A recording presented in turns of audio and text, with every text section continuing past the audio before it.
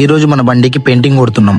Welcome to day 2 of Bajaj city and restoration. ఈ రోజు మన బండికి పెయింటింగ్ వేయడం జరుగుతుంది. ఫస్ట్ గా డే 1 లో చెప్పినట్టు ఫస్ట్ శాండ్ పేపర్ తో ఫుల్ క్లీన్ చేయాలి. తర్వాతకి మన దగ్గర మనకి హార్డ్వేర్ షాప్ లో దొరుకుతుంది రెడ్ ఆక్సైడ్ పెయింటింగ్ అనమాట. ఫస్ట్ గా అయితే మన బండి ఎడ్డికైతే కొట్టడం జరిగింది. ఈ పెయింటింగ్ పైన ఏ పెయింట్ అయినా కొడితే మనకైతే పెయింటింగ్ అయితే చాలా బాగా కనిపిస్తుంది. తర్వాత ఇది పేపర్ ప్లాస్టర్ అనమాట. ఎందుకు యూజ్ చేశారంటే మనకి పెయింట్ ఎక్కడ అవసరం ఉండదో అక్కడ మనం ఈ ప్లాస్టర్ అనేది వేసుకోవాలా. ఎందుకంటే మనకి కొన్ని పార్ట్లకైతే మనకి ఈజీగా ఉంటది బోల్ట్ అనేది పోవడానికి. లేకపోతే మనకైతే ఈ బోల్ట్ అనేది చాలా టైట్ గా పోతుంది పెయింటింగ్ అనేది ఉండడం వల్ల. తర్వాత అయితే మనం అయితే స్ప్రే కొట్టడం జరుగుతుంది. ఈ స్ప్రే అనేది మనకైతే బ్లాక్ చైన్ స్ప్రే అంటారనమాట.